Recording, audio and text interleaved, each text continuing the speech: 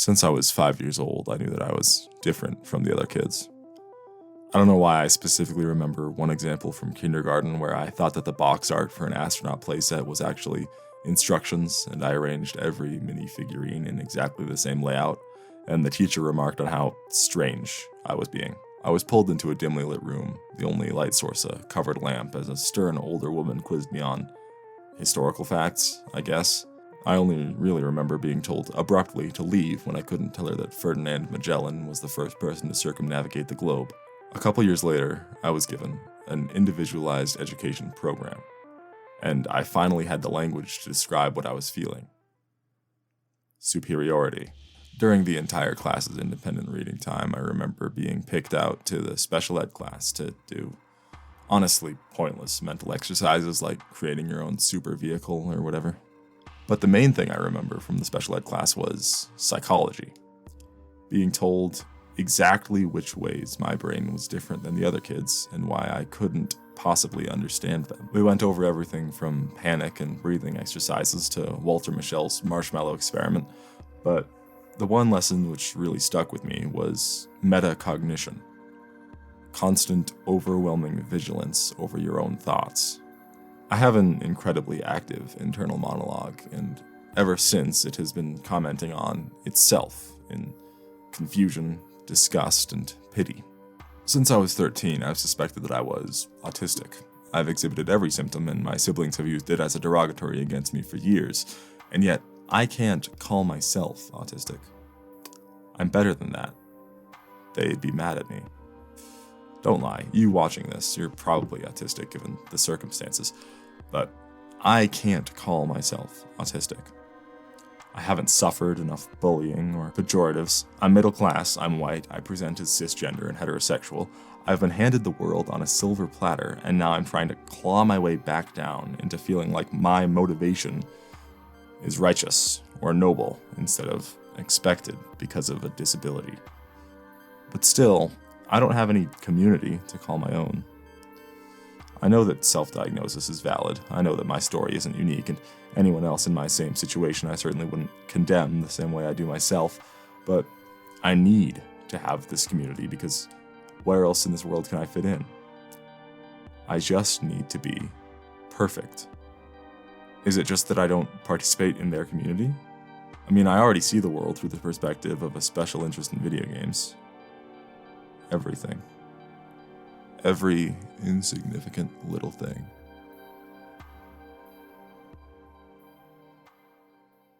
That's it. To finally feel like I have a real place in the world, to finally feel like I belong, I need to build a community. I need to go into the real places with real people just like me. People who understand my own way of life, which has been stripped away from me in real places. And to do that, I just need to go where I've never gone before. I need to get my own mind around a video game I've always been interested in trying and known about, but have never been able to successfully play because I haven't put the work in. I'm finally gonna go play Dance Dance Revolution.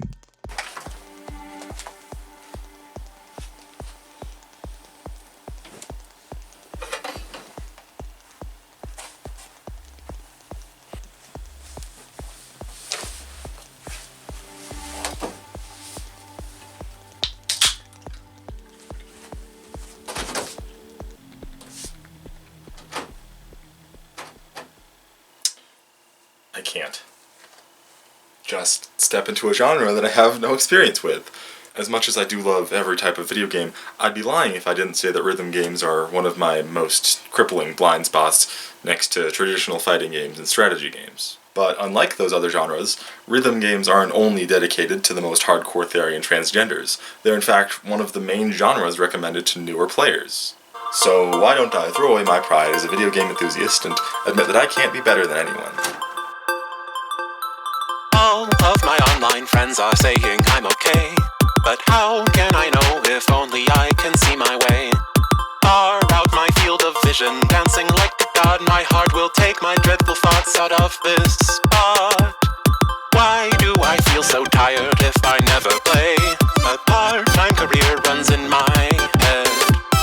How does the scene go so slow? If I'm out of bed, stare the director in the face and walk away. Ordeal day.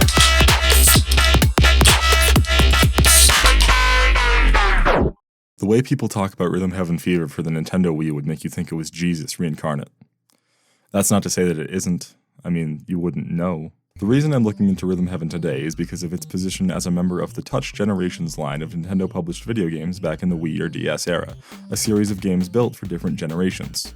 Like, age generations, not console generations. The line was retired with the launch of the 3DS in 2011, you know what I'm saying. This branding was mostly lost in North America, replacing the graphic of a family, implying that this game would be accessible to both children and the elderly, with a G. Great branding, guys. Obviously, everyone's going to understand exactly what that means. Rhythm Heaven for the DS is the second Rhythm Heaven game. It was a sequel to a Game Boy Advance game, but that one was exclusive to Japan and as such doesn't exist. I was able to say all of that off the top of my head. I love video game history more than anything and actively scour the web for more fun facts as though my life depended on it. However, that's where my initial fascination with Rhythm Heaven ends. As adorable and charming as the game may be, I never took any more interest in it than generic Nintendo IP. But that changes today. I need to know everything about video games. I can't do that, but I need to. I need to be perfect.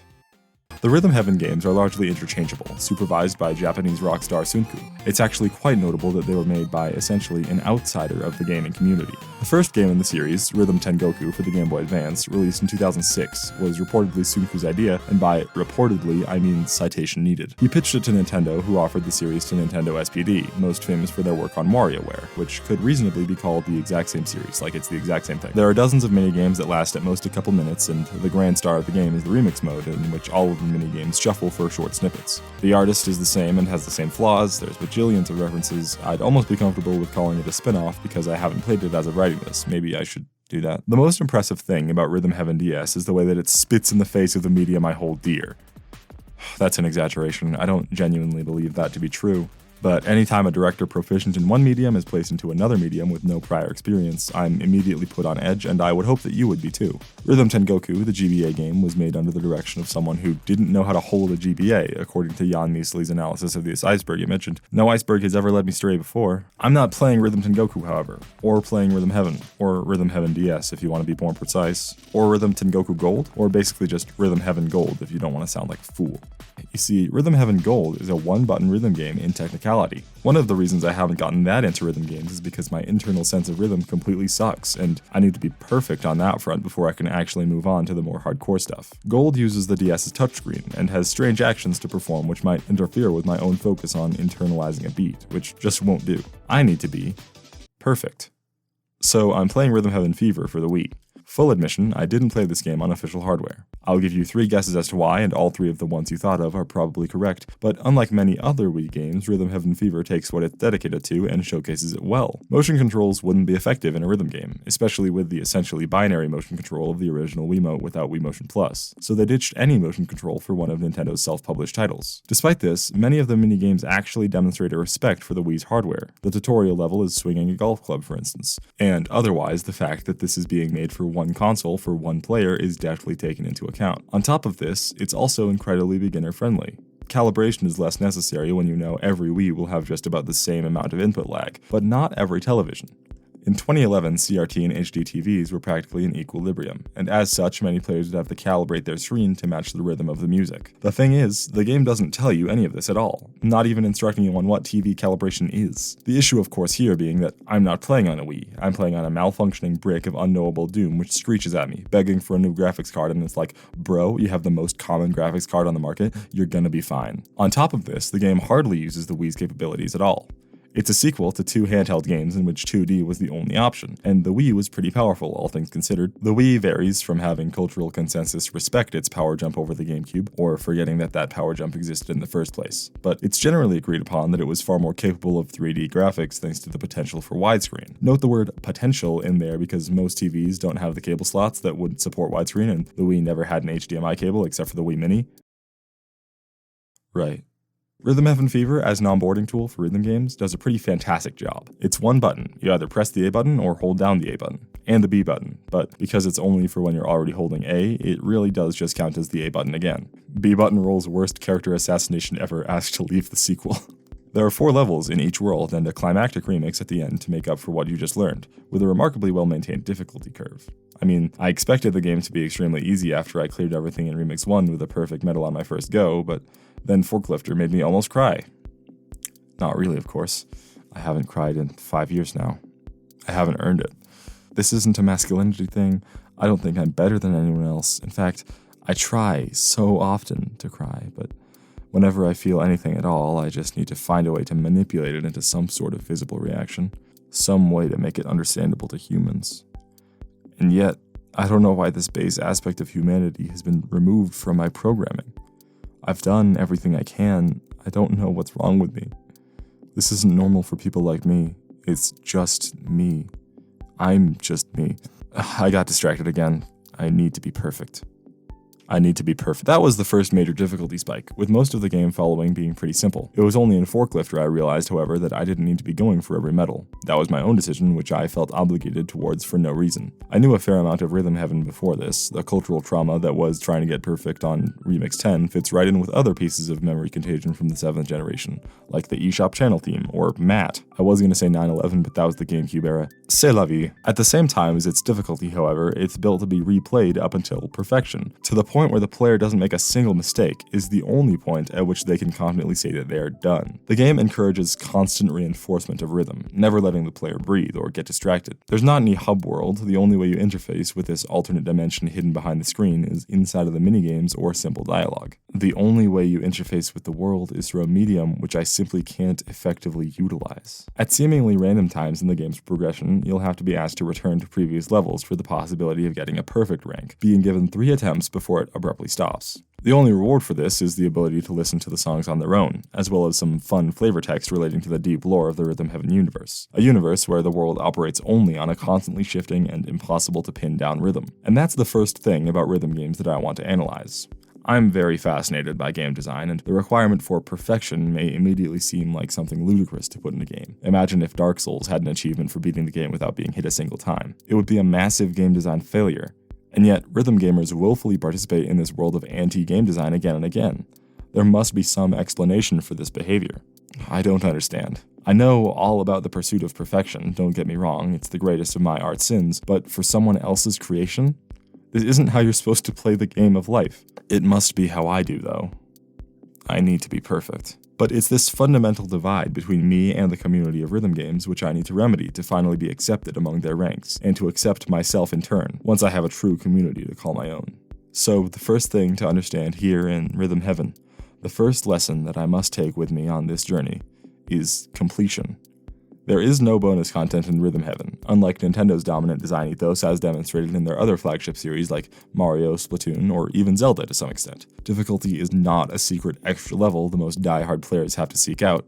Difficulty is expected. This isn't to say that Rhythm Heaven Fever is exceptionally difficult to get all the medals in. It has only 1.5 buttons to press, and every song is mostly in humanly understandable time signatures and hold consistent visual cues. Even at its highest level of tomfoolery, it stands strong in its persistent mission to make sure the game is completely fair to the player, through music. Not through the benefits afforded to it through the medium of video games, but rather through the benefits of being worked on by someone who was unaware of the basic infrastructure of video games as a means of artistic expression. This game was going to use motion controls. Late in development, they changed their mind and it didn't. This game was going to use 3D models, but that wasn't as snappy as limited frame rate animation, so they didn't use it outside of environments. And the game often throws in obstructions to sight reading players, which will repeatedly find themselves ineffective, as the audio is the one thing which persistently keeps the player engaged. That and the cast of lovable characters with in-depth, yet still comedic and jovial lore. The question, however, which I can't seem to pass, is what makes Rhythm Heaven so unique?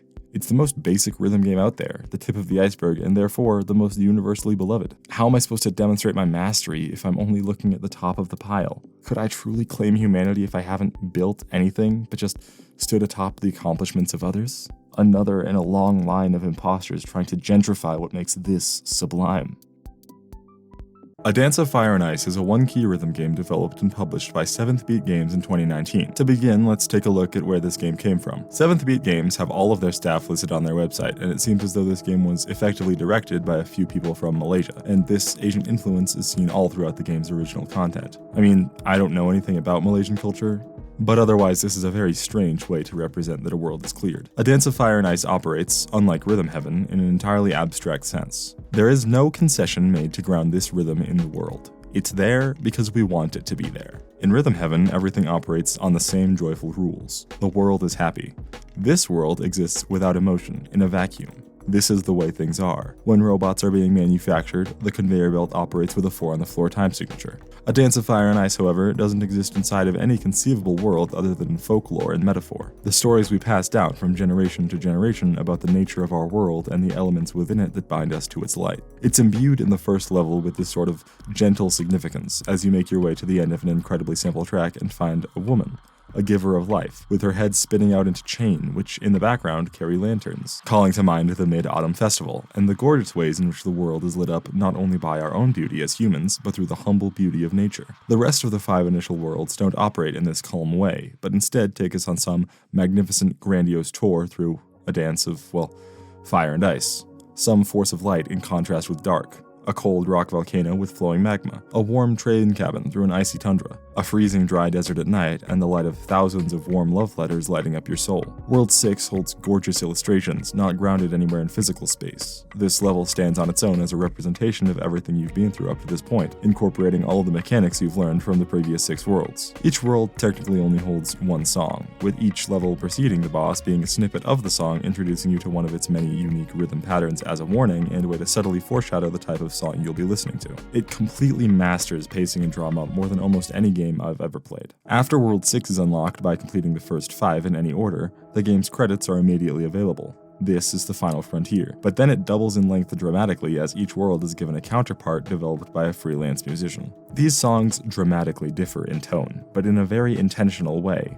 This is still taking that sort of spiritualistic beauty into account, but from a modern context of beauty. Independent artists thriving in their own unique musical and artistic style, as depictions of the sublime. However, the game also sucks and I hate it because I'm bad at it. This game assumes familiarity with rhythm game tropes and proficiency, which I am simply incapable of providing to a degree that I myself find satisfactory. I can beat the game, but I can't improve in the game through playing it and it alone. For instance, the calibration. You can't just input the calibration settings of your monitor, you have to perfectly time out your inputs so that the game can automatically do it for you. Once again, I'm thrown out by this demand for perfection. It does still find ways to be friendly, however. Despite being a one-button rhythm game, you aren't limited to just clicking the mouse to advance. You can press any button on your keyboard. This gives inadvertent tutorialization for jacks, the bane of my existence, when multiple notes are placed incredibly close together. It's recommended to stagger your input by slamming the spacebar to effectively traverse the incredibly punishing nature of this game's methodology. I'm sorry, I just talk like this. I can't fix it now. You cannot miss a single input or you will die. A single late input will immediately forfeit the entire run-through of a song. A single late input will immediately forfeit the entire run-through a song, forcing the player into 100% perfection, as it would simply ruin the song and the game is built from a complete song-first perspective. I mean, levels are designed by the composers themselves, simultaneously with the song. It had to end up like this in some way or other because a single flubbed input in this traversal would permanently damage the fabric of the song. So, I will be perfect. I have to be. I can't settle for anything less than the best, not with the hand that I've been dealt. There needs to be a reason for my success. I don't have it yet. You know I don't have it yet. I will. I will be perfect.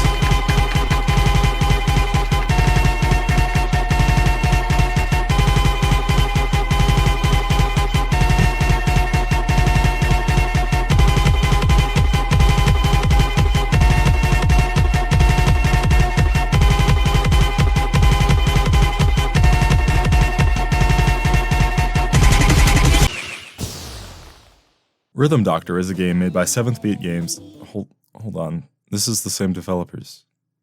That's fine. Rhythm Doctor was a Flash game released in 2014 before getting entirely remade and receiving an early access release on Steam in 2021. The game is a linear one-button rhythm game featuring music from several different creators to represent the wide array of characters. The story is currently in early access, split into 5 acts with about 4 levels each, the final level always being a boss with a unique gimmick, kinda. The main appeal of Rhythm Doctor comes not in its array of content, however, but in its robust level editor, as a result of just how many mechanics they're able to squeeze out of this one button. The game is, frankly, exhausting, as almost every single new story beat comes hand in hand with a new tutorial. Unlike A Dance of Fire and Ice's immaculately invisible tutorials, Rhythm Doctor forces you to sit down and listen to these losers yap about the beats, which make absolutely no sense when explained textually, but somehow come across perfectly intuitively. Maybe not perfectly, but the description of freeze beats is completely incomprehensible to the point where burn beats aren't even explained. They just play a demo of what they look like. That's not to mention it's just really hard. Like, let's just give a quick walkthrough of what this game presents you with. There's a basic tutorial and introduction to the characters, then you have to heal the samurai. The second level has you treating a couple, introducing multi-track rhythm beats, then the third level introduces Connectifica Abortus, or just a virus that makes it so the song is all glitchy and you have to rely on your own sense of rhythm instead of cues and reflexes. This is the first 10 minutes of the game, and they've already thrown this much at you with full confidence that you won't get stumped on the first boss. Things don't get any easier from here, introducing drum beats, swing rhythms, drug addiction, relatable song lyrics, and then Act 4 introducing hell beats for no reason, and they're never used again, and 4-1 is the worst song in the game. 5-1, on the other hand, is my personal favorite. It came out very long after every other chapter, and that time is clearly influential. It was in 5-1 that I had an epiphany, and the whole concept of this game really clicked. This level is the introduction to Lucky, a famous baseball player who's had a recent shoulder injury, and learned that he won't be fully healed for several months, and is dealing with the fallout that might just end his entire career as a professional. This is the first level which truly utilizes the advantages of video games as a medium in its storytelling. Obviously, storytelling wasn't exactly the focus of the game, which was pure, wholesome, lovey-dovey heterosexual vibes, but here is where it truly represents why I love video games. Every successful beat is incremented on a counter in the background. Missing a swing plays an animation that represents Lucky's personality before he even has any dialogue. But upon hearing the news of the severity of his injury, his mental state is represented in a dramatic reveal. This was all a dream, a representation of what he had wished he could still be doing before the universe told him to give up. And the landscape gets dark, rainy, and the stats board simply pleads with him to wake up. This jazzy tune and white vignettes surrounding the first part of the song are simplistic and comfortable, before our own display starts glitching regularly and a highly dissonant electric guitar breaks into the mix, bringing that anger and fear to the forefront. It reminds me a lot of my favorite game Celeste, and its Chapter 5 B-side. Skipping the explanation of the game's plot, which you already know if you're watching this, that's right, I know what you are. Chapter 5's A-side is a simple exploration of the protagonist's struggles with anxiety and self-hatred, while the B-side is entirely non-canon and replaces the tense reverse whisperings of the game's composer,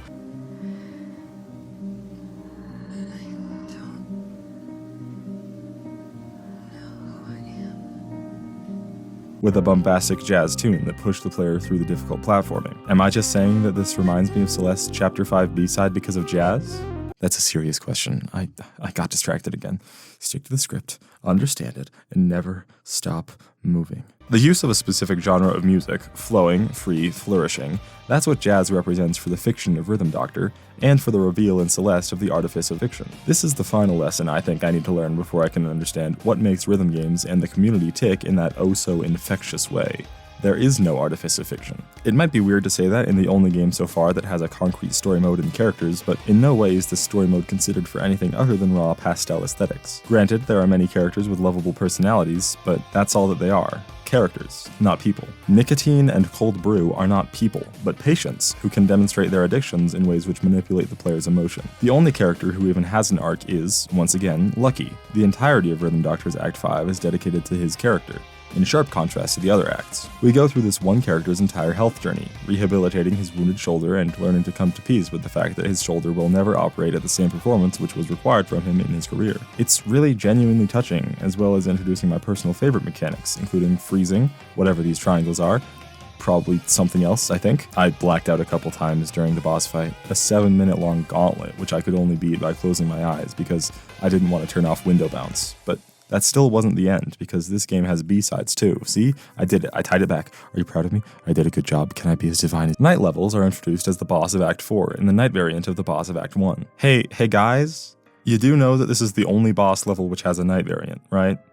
Maybe don't tutorialize a mechanic with a one-off instance where it never happens again under those same circumstances. Regardless, the night levels are where the game really starts to show in all of its extremes. Both highs and lows are pushed as far as they can go. For instance, 2-1's night level is incredible, one of the very few songs in the game to have lyrics. This song has even spun off outside of the game, and the implication that the game was full of songs like these was half of what made me buy it. Unfortunately, the only other situations of this song include Act 5, and Act 5 once again proves its supremacy as the greatest rhythm game content I've ever experienced, because it's clear in this act that night levels are to be treated with the same gravitas and respect as their normal difficulty variants. The player is expected to seek out perfection, as shown by the fact that unlocking the night levels requires an A on the day variant. Going back to each level and proving my mastery and proficiency was really disheartening, as I realized I had barely improved at all. Most levels I barely squeaked by on my first successful attempt with a B+, and the ones I got an A on originally were so boring as to make me genuinely upset at their existence. Then there was my beloved 5-1, the best song in the game, to the point where I got an S+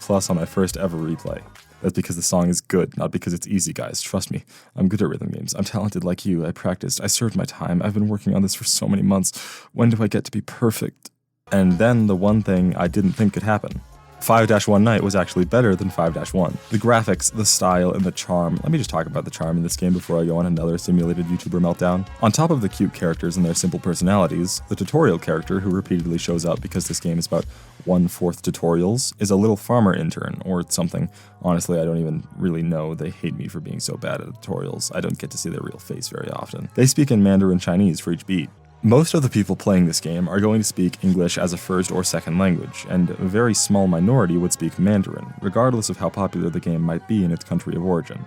But this was actually not a cultural decision, especially considering Malay and Mandarin are different languages. Sorry, my Eurocentrism got the better of me on this one, chat. But this was actually not a cultural decision, but one made of game design necessity. 7 in English is 2 syllables, while the first 7 numbers in Mandarin are all just 1, making queuing far easier. And this was what broke me and made me finally understand. This game is delicately designed as a game. I was interpreting it as music videos, which is why it was so difficult for me to get into the genre before. I needed to understand the blinding truth that... That's just the first thing that gives this game such charming vibes. Obviously the dialogue is heartwarming, but there's a few Easter eggs I want to focus in on. For the Act 3 boss, if you look at the wall very closely and input the code, you unlock an entirely new game. Rhythm Dogter. Oh, so that's why Patricia Taxon has a song feature. Wait, Patricia Taxon? The final night level in Act 5, Level 2. There isn't a night version of the Intermission chapter or the final boss, so this is essentially the final regular gameplay found in the game's main progression, excluding the minigames, collaborations with different rhythm games, and of course, the unforgettable credits sequence, which I forgot to do. As the final level that isn't a boss, it's got some big shoes to fill, and also was the other 50% of why I bought this game. If you're watching this when it comes out, you're probably already familiar with Patricia Taxon, but for anyone new here, it's my favorite musician. Its work has consistently innovated, provided comfort, gave me unknowable emotions, and given me the language to live my life. I genuinely have no idea where I would be if I never found out about it. The album Agnes and Hilda is one of the most influential pieces of art I've ever experienced, and I wouldn't be who I am today without it. I wouldn't have nearly the same sense of purpose, or maybe even be alive. I know that sounds extreme, but honestly, it's how I feel. I learned of Rhythm Doctor's existence through Patty's announcement that she released a song for it. Little did I know that listening to this one single would take $15 and a dozen hours of my life. The final level, coming from the best musician, really makes it feel momentous. Keep in mind, I've already played through every single main level with at least an A rank and grinded out at least a passing grade for each night level. I'm a Rhythm Doctor expert at this point. I can finally call myself a rhythm gaming professional, a fan, ready to demonstrate my mastery. I will be perfect. D, get, set, go!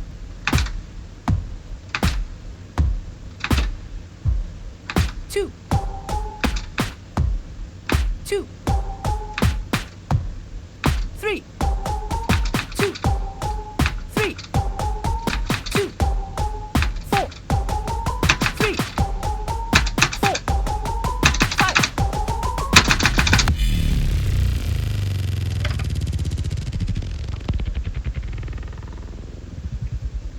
The reason we make these groupings is because it is very useful to us. Find a few bright stars in a shape you recognize, and you can more easily find the rest of the constellation, even in conditions that might be less than ideal.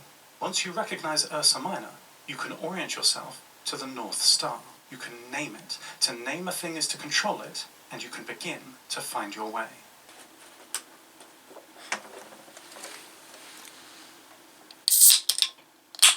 Friday Night Funkin' is an independent web video game released in early access back in the year of our Lord 2020 and still happens to be nowhere near completion after running one of the most successful Kickstarter campaigns in history. I need to play it today because it is fondly remembered as a jumping off point for many young children into the rhythm genre. The game famously marketed itself as a lost PSX game that was only now being released 5 years ago and wore its inspirations on its sleeve, including the console DDR games, Parappa the Rapper, and probably some other games I'll be really mad at myself for not remembering once I publish this video. Its initial release in 2020 went viral and joined the ranks of childhood introductions to popular genres with other famous games of the year Among Us and Fall Guys. FNF was initially focused on weekly content drops, and it was dedicated to this strategy for 2 whole weeks before it collapsed. The game was simultaneously criticized and revered as an introduction to rhythm games for the younger generation. It took well-structured tropes and mechanics and introduced them to a cultural movement during the lockdown years. The game was witty, irreverent, and steeped in the legacy of all which came before. Because it was released just before the shutdown of Adobe Flash Player, which kept most web video games functioning, it had to act as something of a send-off for a type of game many feared the younger generation wouldn't be able to experience. It is in this way that Friday Night Funkin' was a cultural artifact of the pandemic, Flash animation, and gaming, and also acts not as an artifact but as an introduction to the history of the medium of web indie games and rhythm games as a whole. It somehow walks the perfectly balanced, incredibly thin tightrope of being in equal parts celebratory and condescending, adorably wholesome and crudely juvenile, being a good game and not. FNF is 100% open source because Ninja Muffin 99 is a complete chat, but the downside of this is that also everyone has been bullying them for the last 5 years over their abysmal code. It was almost entirely rewritten in the Week 7 update, which was released in April of 2021, and also immediately after fixing all the bugs the game had which made rhythm gamer diehards hate it, they launched the Kickstarter, asking for $60,000. They got $2 million.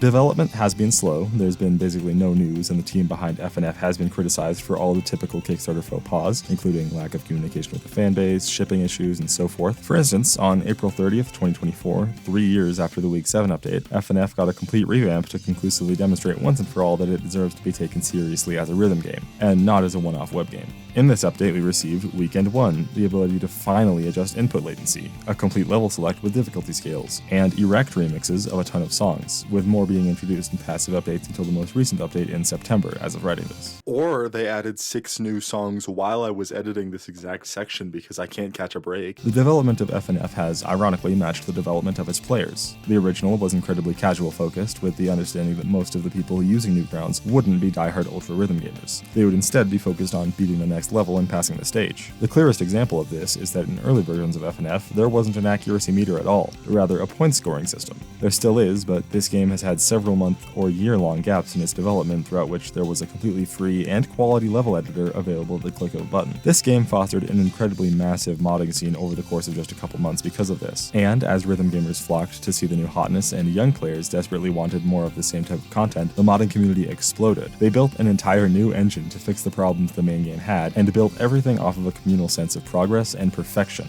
It was truly beautiful, and incestuously spiraled out of control as more and more people wanted the hardest possible mods to prove that they were the best mod maker, or the best player, or just really wanted to prove their hopeless fanaticism. The result was a continuous and unstoppable growth in difficulty, which is fascinating enough on its own, but the developers clearly had to catch on to this and demonstrate it with the updates. Hence, the difficulty jump between week 6 and 7 being completely ludicrous, and the difficulty jump from the hard to the new erect remixes being the way that they are. This makes the game functionally unplayable for someone normal.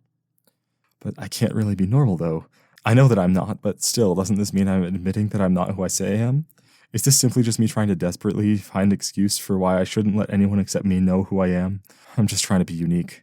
What Mom said about me was right. I can't keep going on like this for much longer. I need to hurry up and lock in. I need to be me. I need to be perfect. I will be perfect. I will be perfect. I will be perfect. I will. Like Rhythm Doctor, this game has an actual solidified story mode. Despite its currently incomplete status, there is a lot of plot here to analyze. Boyfriend wants to date his girlfriend, and on Friday night he wants to sleep over with her and get to some funkin'. But first, has to convince her father, Daddy Dearest, that he's worthy of his daughter's hand. Daddy Dearest is a demon, for no reason. This is never explained. Once again, the artifice of fiction is exposed, as this character is designed around being interesting above being consistent. If nothing else, it's fun to have an interracial relationship on screen. Can I say that? Then there's week 2. Boyfriend and girlfriend are in a happy relationship, and boyfriend is visiting girlfriend's house to be truly private during their Friday Night Funkin'. I'm gonna stop saying that. But to their horror, the building is already occupied by the spooky kids from the animation series Spooky Month by Latin American Newgrounds artist Senor Pelo. This was what really set this game's popularity off, because Senor Pelo has been an incredibly respected figure for going on a decade, with uniquely innovative comedy. Pelo's inclusion in this game was tone setting for everything going forward, once again exposing fiction's lack of power in the space. And after the spookies, the third song of the second week features this monster with a lemon for a head. Some sort of lemon demonic force. I don't know what he's doing here. I was born in 2008. A villain of the week rhythm game story which literally happens every week and allows for a wide swath of representation for a culture which had never broken into the mainstream despite its dedication and perseverance through dozens of heartbreaking controversies, could work really well. Week 3 brings in Pico, Newgrounds' first mascot since his feature in the game Pico's School about I'm typing this on a school Chromebook during my lunch break because that's what I do during lunch is write rough drafts of these videos and then rewrite them more eloquently when I get home, but I can't say the word on the school Chromebook without the police breaking down my door at 2 a.m. Anyway, shortly after Pico's week was included, the game director revealed that Pico was boyfriend's ex and that both of the characters were canonically bisexual. I don't have anything to add to that, I just want people to talk about it more. It's really sweet and funny, but I'm not exactly qualified to talk about it as representation for bisexuals. I was raised Mormon. I couldn't possibly be queer. See, there's a Book of Mormon right there. My soul is clean. That's why this image is saved to my phone. The cool thing about this representation is that it goes in stark contrast to the frankly edgy and immature works that Newground hosted the most of. That's not to say that anything popular was really edgy, but it was certainly the most common type of content, at least from what I've picked up. The game Pico is from is 9 years older than me. Here I am waffling about history as though it's novel when a fair amount of the people watching this must have seen it unfold with their own eyes. Week 4 ramped things up with the release of Mommy Mirrorist, and some of the best songs this game has, still climbing high on the composer's Spotify page despite their work broadening since FNF's release. Gargle, I got balls on my nostrils, I'm real gay, yeah I said it, I fuck dudes every day. Week 5 brought back Daddy Dearest, Mommy Mirrorist, and Monster for a Christmas level, which showcases many even smaller references to Newground culture and history. It's a history that I can't be a part of. The old internet is dying, and I'll never be capable of getting anywhere near the heights of these titans of industry. The new world has no place for me. From the death of anonymity, I must be born anew as a facsimile of the culture which I can't be part of, no matter how much I hold it dear. In the background of Week 5, here we have a bunch of notable Newgrounds figures. Zone, for elder Gen Z, most famous for ruining their taste in women who aren't goth, and for younger Gen Z, such as myself, for ruining our taste in women that aren't furries. There are many other, including Henry Stickmin, Hatsune Miku, and I'm not willing to touch that with a 10-foot pole, so we're going to the next week. Week 6 is where the production value really shot up, as this week has an entirely unique art style for the pixelated game that Daddy Dearest trapped a boyfriend and girlfriend in because they were sitting too close to each other while playing games. Week 7 finally features Tankman, the character from the web series made by Johnny Utah, inspired by the Newgrounds logo. Also, Girlfriend is so precious. After Week 7, there was Weekend 1, where you play as Pico going against Darnell and this girl. I'm sorry, I didn't play Pico School, I don't know who this is. I'm a fraud. Is that what you want me to say? I'm a fraud. Friday Night Funkin' acts for me as a context for the world that I'm growing up in. How it got this way, how the main way that I interface with the world has been shaped through specific countercultural movements and how they've adapted to the modern age. And yet, I can't bring myself to finish it because I'm too weak. I don't even know if wrist pain is a symptom of autism or not. I heard Fudge talking about it as though it was, but I haven't been able to write using a paper and pencil for more than 5 minutes at a time since I was 7 without experiencing horrible wrist pain. I thought I would be safe here, on the computer. I've practiced since I was 8 to be proficient in this language, and now, like every other, it's being used to hurt me. Funny. Guitaru Man! It was Guitaru Man! Thumper is a 4-button rhythm game. Technically, using up, left, and right in combination with the A button. Its unique control style of holds and tilts isn't the only thing which brought this game recognition. It falls under the genre of rhythm violence, despite featuring nothing that could be considered violent other than the atmosphere of overwhelming dread and fear. The game takes a sleek metallic look into the completely abstract. As a metallic beetle, you ride on a single long track for 9 worlds worth of intense, nearly meaningless music, aside from drums. It's hardly even breakbeat, rather a soundtrack that instills above all else, fear. There's no other word to describe than feeling as though you're trapped.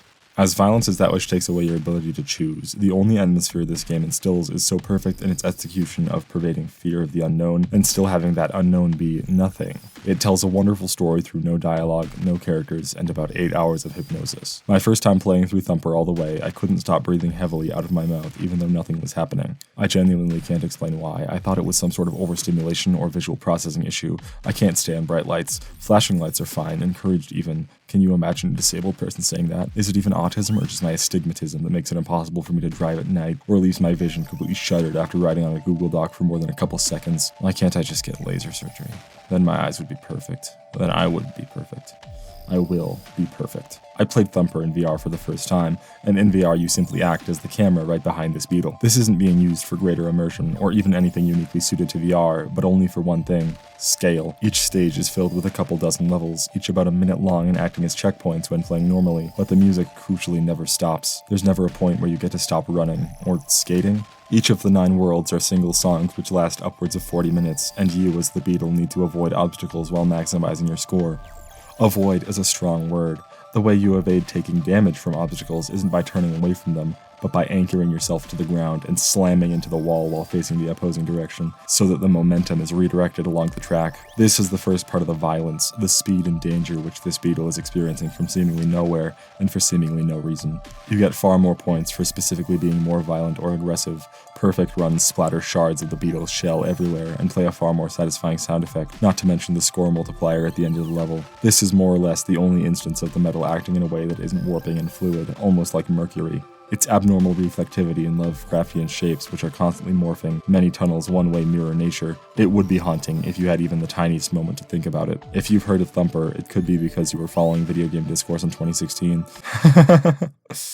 Is this everything I'll ever know? The past? Listening to old gaming editorials from creators who've long since moved on. Am I immature? I'm trying to pretend I have a disorder which can't even be seen in people my age. I'm not even my age. I'm separated from everyone around me because of just how much better I am than them. I'm not supposed to think that. I'm the only one who doesn't say slurs at the very least. I'm the only one who knows how to pronounce the words in readings. I guess it's because I'm the only one stupid enough to care what people think of me. I will be perfect. I will be perfect. I will begin telling you about the moment which you probably heard about this game from. Jacob Geller's video about games which save the best for last, meaning the only thing you might know about this game is its final level.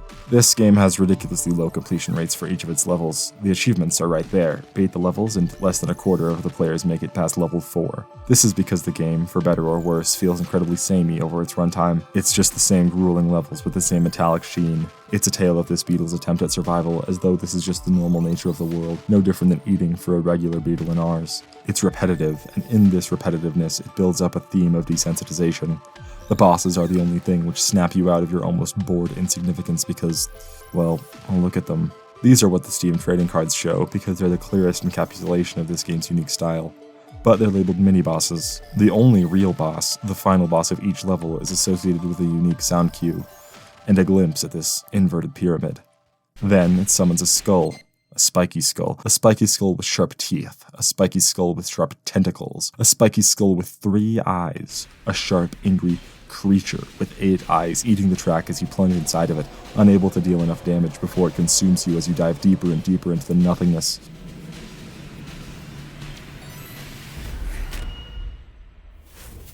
And yet life goes on. Another tunnel in a vast, vast ocean of muted color, until you thought you had it figured out. Every procedure, every social role you had trained into you, instincts which come naturally to this other creature that you have to be reminded of again and again, and forced into you through violent punishment upon failure, as other people around you begin to resemble things which only stand in your way on your pursuit for the highest score in the game of life, and the ultimate figure of authority takes it all away from you. The lessons you thought you learned, and now it's speaking a new language, stuttering and speeding up and slowing down, and you don't know what's happening at all, and it's speeding up and it's speeding up, and there's no slowing down until...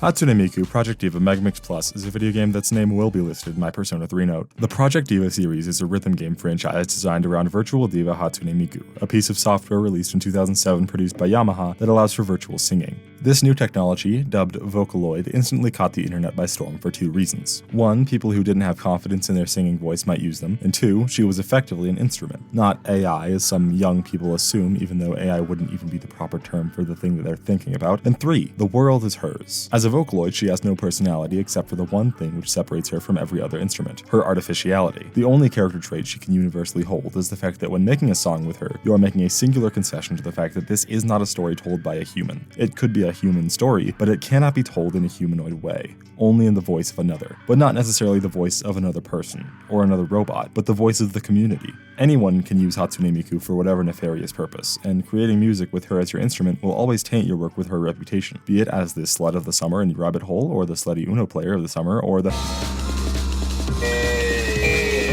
Hatsune Miku Project Diva Megamix is a compilation, of previous games in the Project Diva series, which were mostly exclusive to Japan. Even this game got the cheapest localization budget I've ever seen, not even bothering to translate the subtitles to beyond English Romaji. On top of this, there was also very little effort put into making this game an actual game and not a checklist. Kind of. It's a long story. The first game released exclusively in Japan for the Sony PSP, then an updated version of the portable game got slapped in arcade, then the PSP game got a sequel, then a DLC, then Hatsune Miku Project Diva F released for the PS3 and PS Vita in 2012 in Japan. This game is forgotten in the West because from what I can tell, it only got a digital release for the PS3 and came out a whole year after the PS3 stopped being relevant because of the PS4. In the meantime, Hatsune Miku Project Mirai released for the 3DS in 2012, then it got its own sequel in 2013. Meanwhile, Project Diva Arcade got a full sequel, Project Diva Arcade Future Tone, not to be confused with any of the Project Diva Arcade Classics revisions. Then Project Diva F got a direct sequel, Project Diva F Second. That's its real name. In 2015, Project Mirai got a compilation of 1 and 2 titled Project Mirai X that was the only Mirai game ported to the US. What the fuck? Then there was Project Diva X, which did release worldwide in 2016 for the PS4 and PS Vita. Then there was Project Diva Future Tone, which also released worldwide in 2016 for the PS4 and PS Vita. Hold on one second. This was a port of the arcade game of the same name, but didn't offer all the songs from it. Rather, it only has 2 songs, and the rest are unlocked by the Colorful Tone and Future Sound DLC packs, which have seemingly no rhyme or reason, and Wikipedia has not the source for this claim. So, Project Diva Future Tone is the port of the 2010 arcade game and not the 2016 8-year series anniversary game built for consoles. But on the 10-year anniversary, Sega announced that Future Tone would be ported to the Nintendo Switch as Project Diva Megamix in 2019. Until 3 years later, that would be ported to PC as Hatsune Miku Project Diva Megamix Plus. In summary, this is a 12-year-old arcade game being played in my thrift store office chair with a Google Stadia and a low-end pre-built 2-year-old PC plugged into the cheapest TV at Best Buy and a spare TV with awful color that came with an Xbox 360 purchased off Craigslist, set up on its side and held up by a plywood stand made in 20 minutes. I'm trying my best.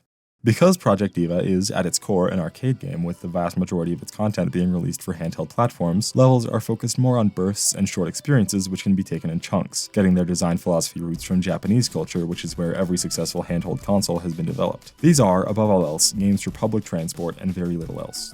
Camping, I guess. Therefore, there isn't any clear semblance of a story mode. There is only Miku. In the base game, there are more than 150 unique songs from Vocaloid instruments. You can sort them by alphabetical order, difficulty, or score, but in no way can you structure the game around any difficulty curve you don't choose for yourself. The only guidance is available under the career section, and it's just a big 100% checklist, like a really big checklist. Most songs are available in 5 difficulties: easy, normal, hard, extreme, and ultra extreme. Going back to the game's arcade roots, some songs are only available on hard, pushing your skills to the test. It's not actually that hard. Extreme and ultra extreme are only available if you've already beaten the given song on hard. This list of songs, it's incredibly overwhelming. Who knows where to begin? There are 175 possible starting locations, and I just can't stand the fact that I don't know how I'm supposed to tackle this world. This game has a ludicrously small localization budget.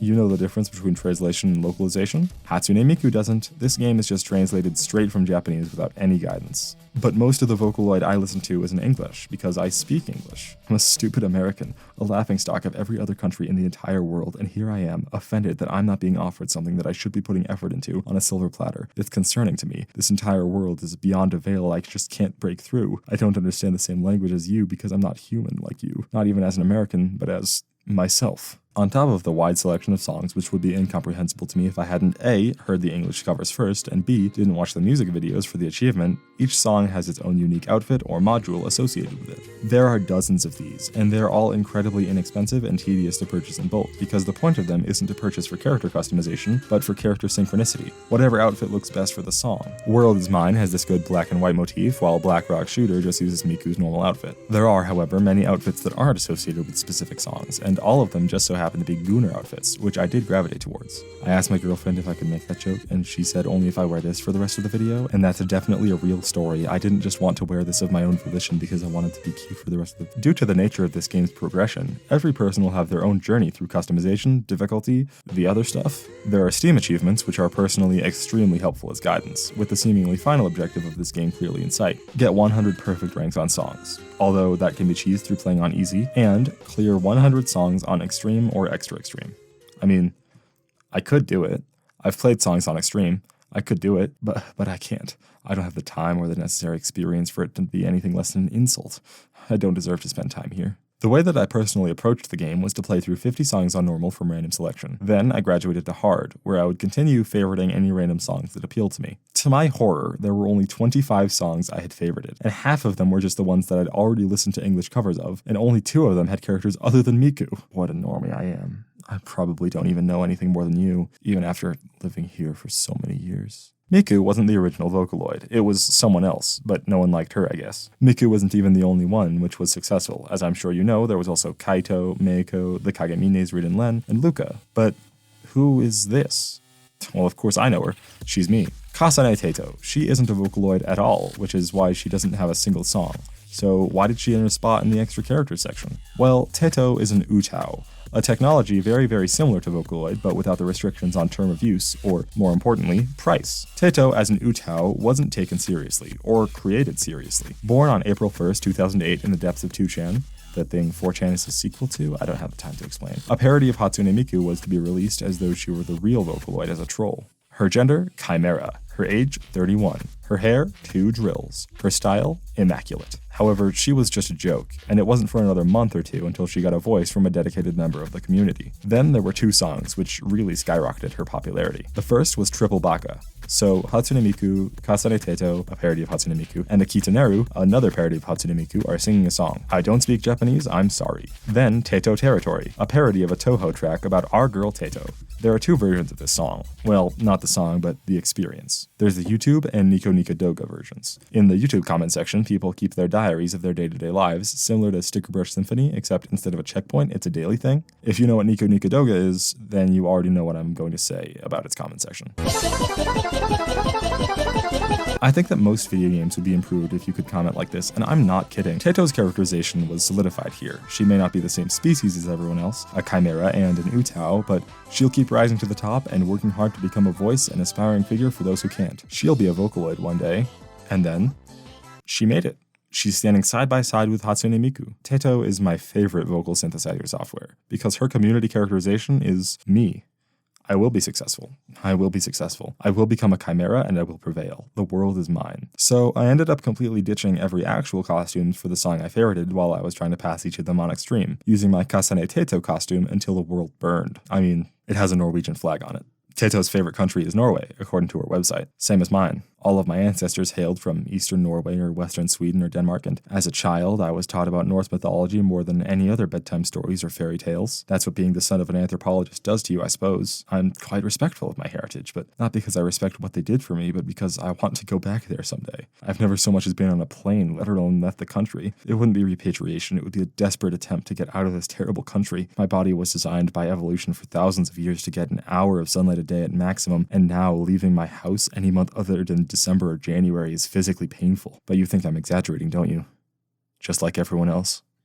There are ants crawling under my skin. How am I supposed to build community in a place where I don't even speak the same language as the street signs? Why do I live in the middle of a desert? Why do I have to live inside, the only blue I ever see being the blue light of my monitor that I know is slowly killing my eyesight? Why is everyone outside a depressed teenager who can't wait to leave because 80% of the citizens are 80 years old? Why can't I live somewhere alive instead of a nation and a city in decay? Why can't I leave? Why does no one here know what a Miku or a Nico Nico Doga is? And why do I feel like I'm different because I can't exist in the context of myself? I can't continue in this community.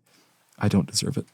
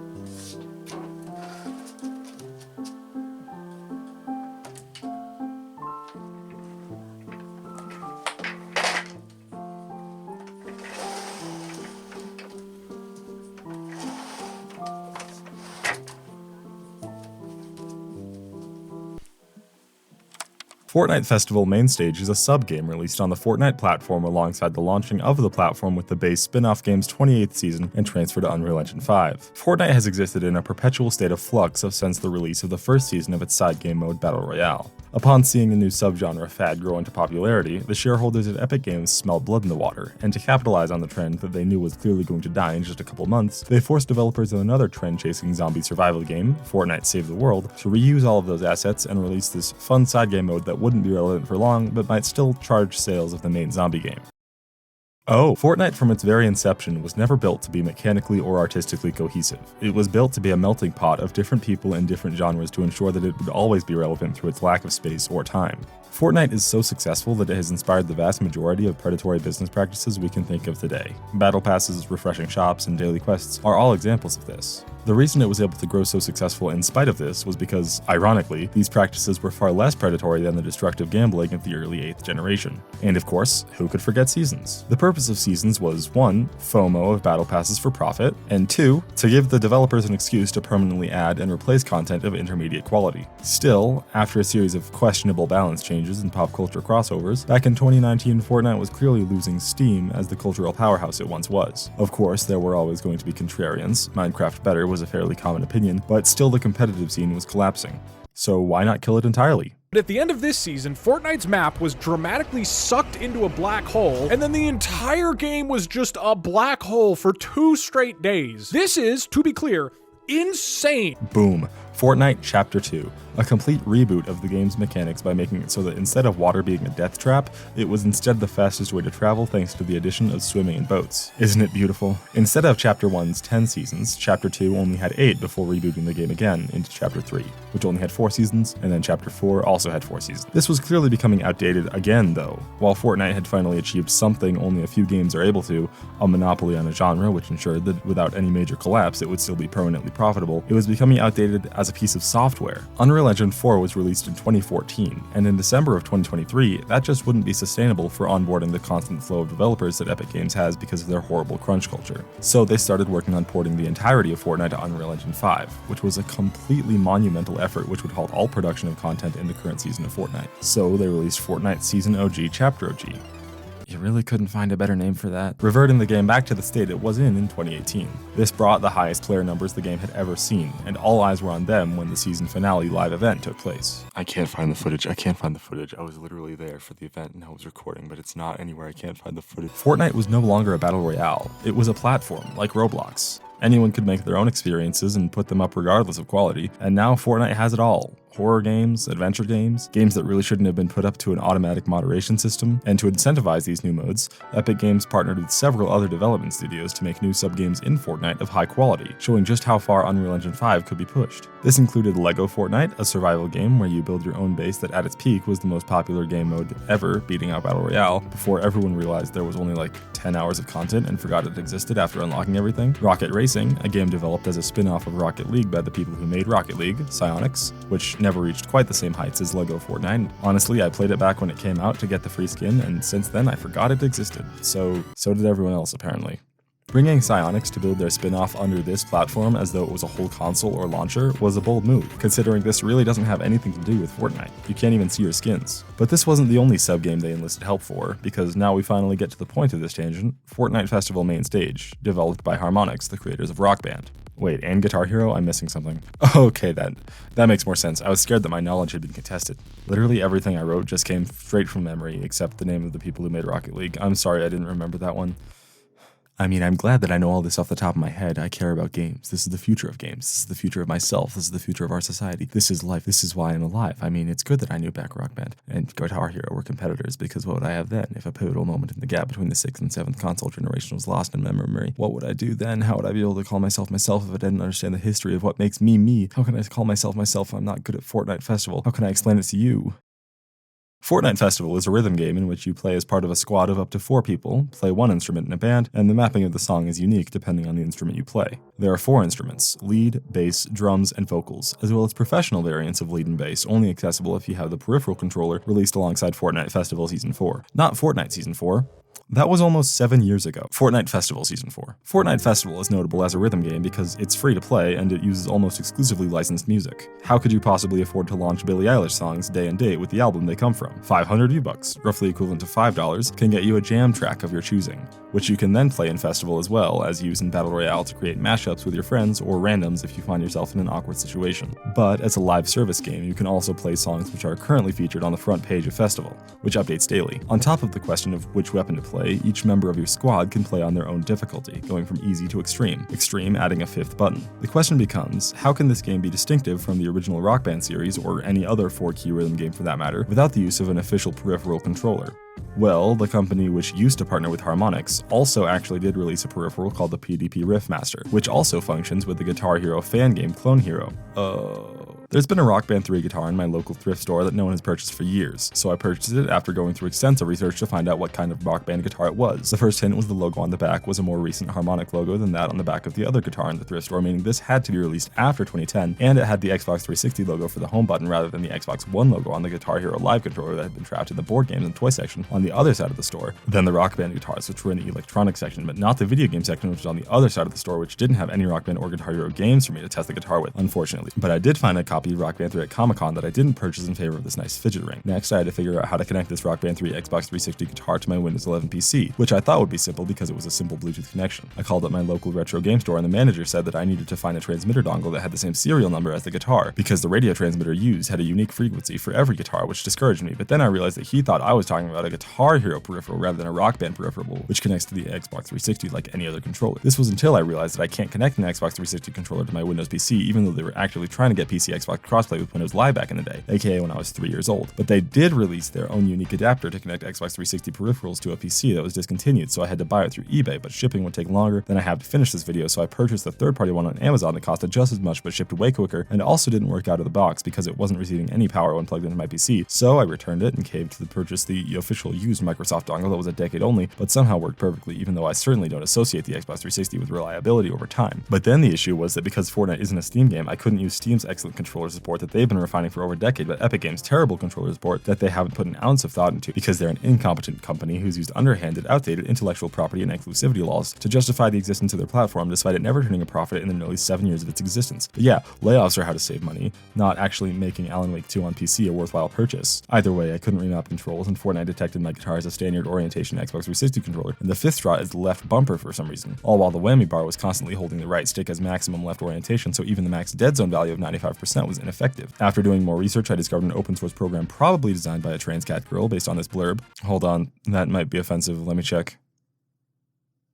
Nope, I was right and profiling is always correct. I mean, I only found out a couple months ago that less than 3 actually is supposed to be a heart and not just an abbreviated version of the squinty-eyes cat emoticon because it looks like the cat emoticon with really excited eyes. I can't be the only one who thought this. Please tell me I'm not alone. I can't take it for much longer. This program thankfully completely disables the whammy bar as a concept, IDKY, but also it didn't because while Fortnite finally does recognize that I'm using a guitar controller, it still has an Xbox 360 controller graphic, and I cannot have overdrive to any buttons. It just kind of starts randomly, usually immediately after I obtain it, meaning that my heuristic solution will forever bar me from getting accurate high scores. I will never be able to be perfect.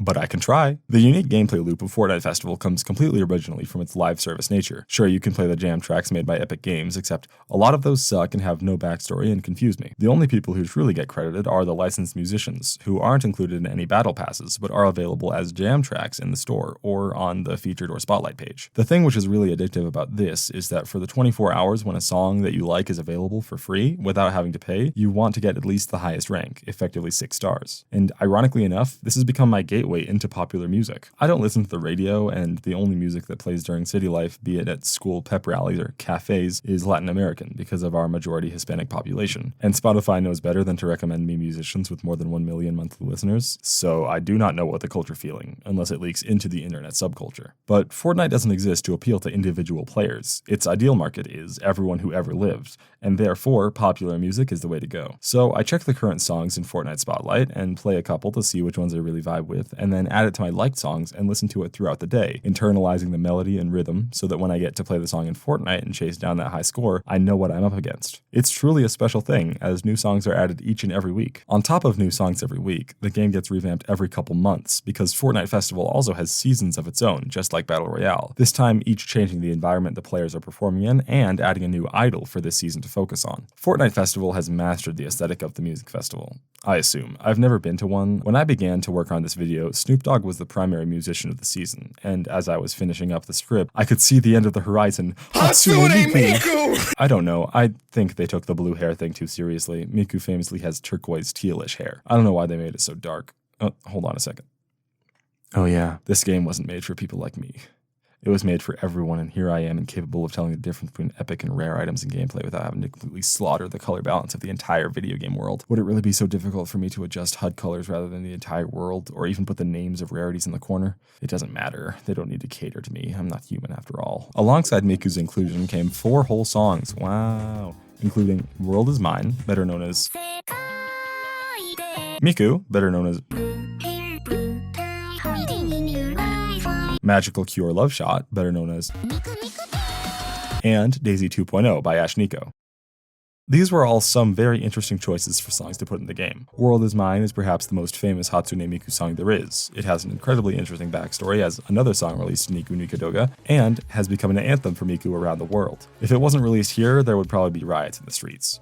Miku is also an important song. Releasing in 2016, it acts as an introduction to Miku for people unfamiliar with her, alongside being quite popular in its own right. It also brings in a song from the 2010s, while World Is Mine is from the 2000s. The third song is more unique in its inclusion, because I personally only heard a single snippet of it back when it was exploding in popularity in 2023, with the several drawings recreating the Miku Miku Beam hook. I don't use TikTok, which is where I can only assume this trend was most prominent because of its remix feature, meaning that this song is probably the most relevant to players with brain rot. On top of this, it's very useful to have 3 songs for 3 general difficulty levels. I wasn't entirely accurate earlier saying there was only 4 difficulty levels. There is, but they don't matter nearly as much to the actual difficulty of a song than the intensity of the instrument you choose to play, which is obviously determined by the generosity of the uncredited Epic Games employee responsible for the song's charting and the sheer quantity of notes a given instrument plays in a song. Kind of a tangent, but I remember there was a 7-minute Metallica song where 2 minutes of it had vocals while there were 5 minutes of only guitar, and it's a pretty good representation of this game's flawed approach to which songs to include from a gameplay perspective. The social perspective of Magical Cure Love Shot was half of it, while the difficulty makes up for the other half, because the 3 Miku songs included can accommodate players of any skill level. I mean, look at Magical Cure Love Shot on Expert Lead compared to Miku, and it's clear. Magical Cure Love Shot was actually featured in the Battle Pass instead of as a purchase in the item shop, so anyone who wants the Miku skin will have access to the most difficult song to practice with permanently, instead of relying on it being in rotation. All 3 of the Hatsune Miku songs included in the first week of Miku season are delicately chosen to reflect and organize Miku's position in culture,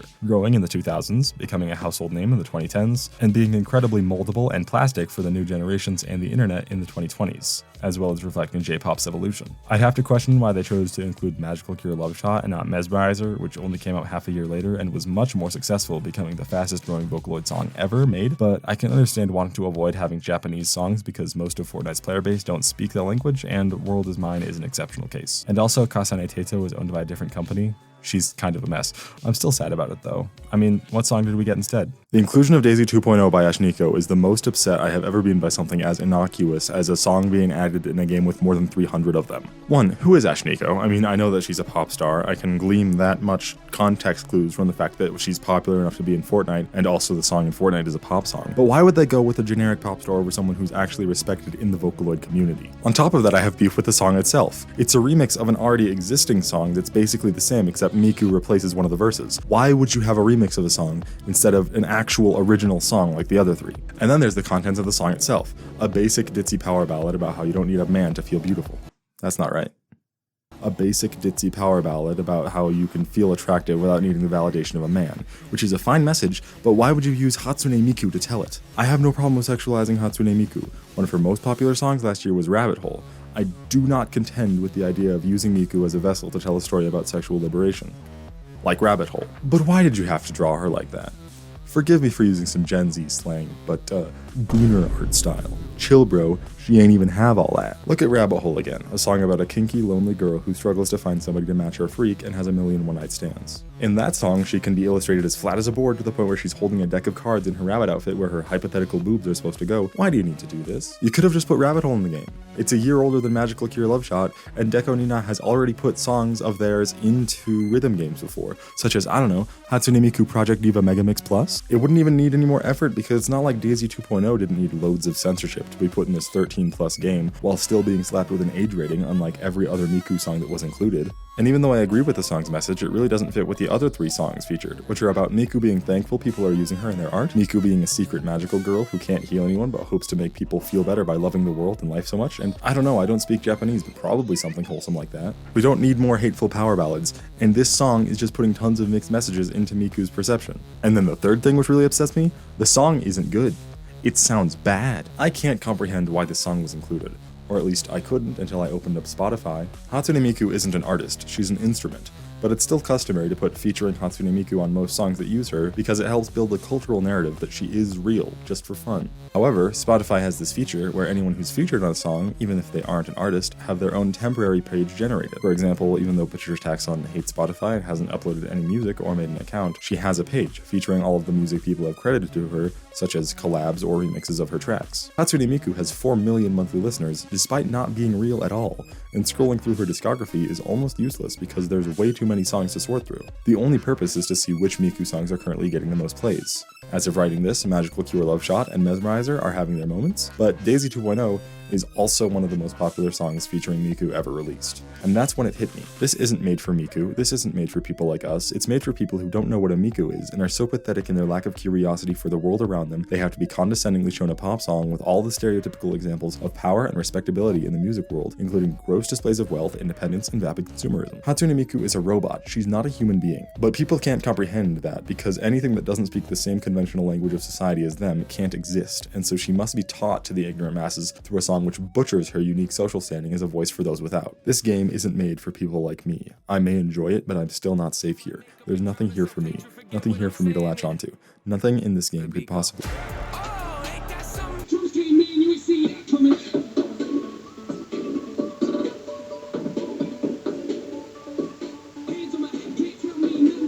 Beat Saber is a virtual reality rhythm game released in 2019 by a small indie team in the Czech Republic.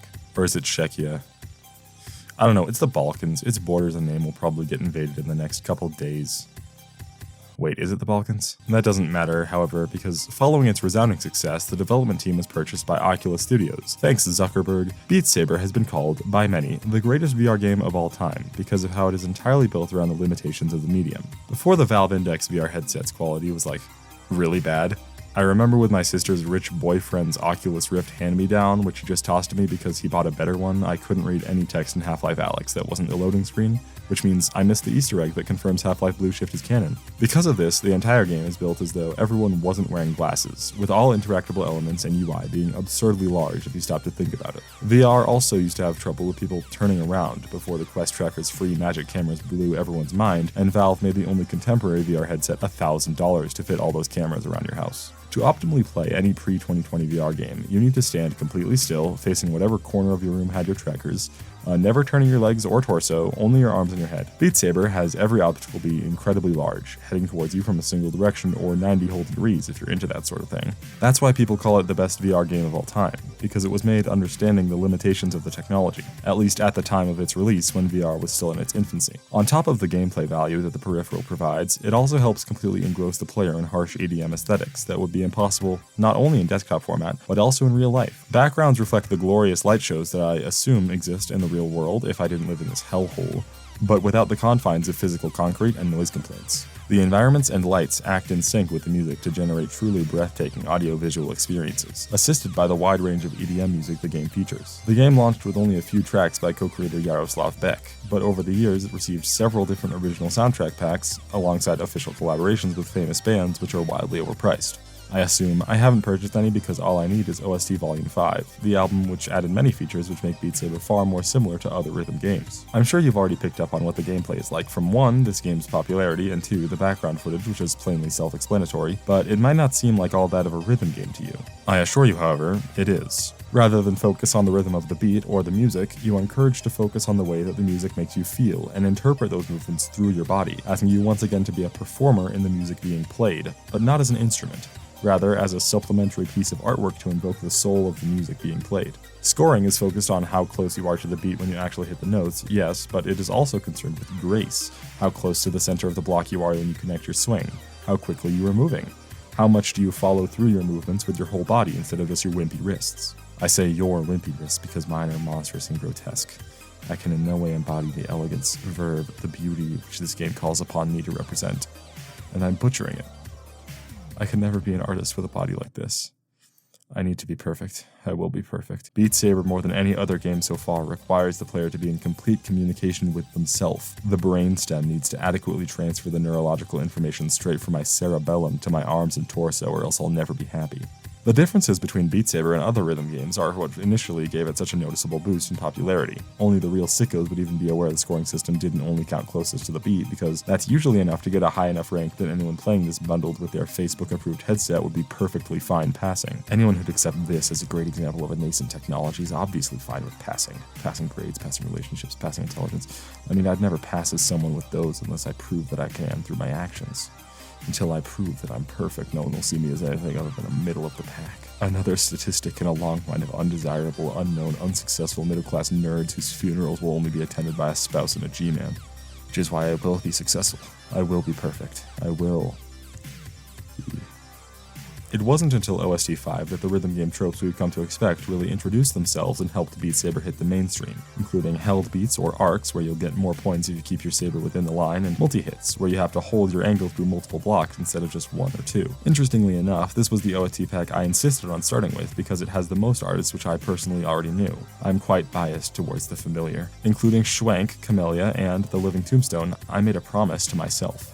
To be perfect. An A rank means you got every block, or close enough. An S rank means you did superb, and SS is limited to only the most concentrated dancers and skillful players. I won't give in. I will be perfect. I will be perfect. I will be perfect. But OST 5 also has something about it which is important for the progression of the game. From the 1st to the 7th official albums released for free as part of Beat Saber, there was a very clear shift in priorities in line with this focus. There was a campaign in Beat Saber when the game came out. It only featured songs from OST Volume 1, obviously, and requires the player to learn the rules of the game through progressing through the same songs with different modifiers and limiters. I specifically remember getting completely stumped by the level which asked the player to move their arms for like a mile in just 3 minutes. But I'm past that now. I'm becoming perfect. I found a place for fun, and I found a place for me. I don't need anyone else. I can stay in this boundary forever, or at least I will, until I prove that I'm worthy of leaving. I still can't step outside until I'm perfect enough to display my mastery. I call myself a machine only in my failure to live up to the human ideal, in the way I can tell no one trusts me with their information, in the way that I can't feel emotions the same way they do, in the way that one day I'll prove myself. But I have something they don't. They're scared of those who concentrate. They can't comprehend the dedication and fire that I hold. I know what I am, and I know what I am capable of.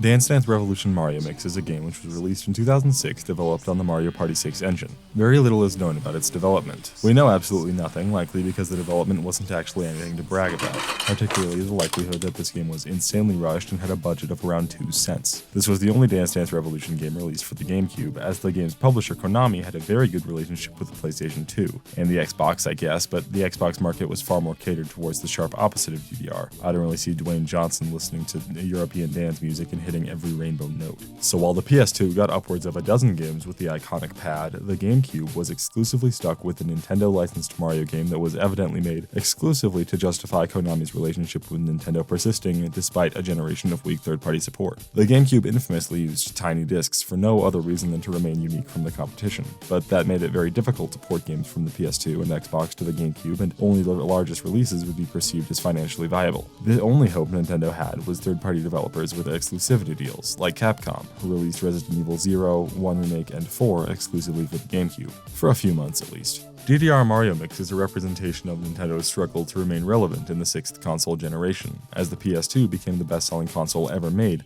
and wouldn't be dethroned for 25 years. Nintendo famously said that if the console after the GameCube was unsuccessful, they would have gone the way of Sega and become an independent video game publisher instead of distributing their own consoles. But we know how the Wii turned out, and that future fortunately never came to pass. Still, Dance Dance Revolution Mario Mix is an interesting piece of video game history, and a useful tool for teaching people about the nature of video game licenses, deals, console exclusivity, and even regional localization, that its encapsulation of a specific point in time and history is glorious. See, I know why this is interesting. I know why rhythm games are beautiful. I know what I'm doing, so why can't I go any deeper? Why does it disappear the second I try to actually get invested in my own success instead of analyzing another's 20-year-old failure?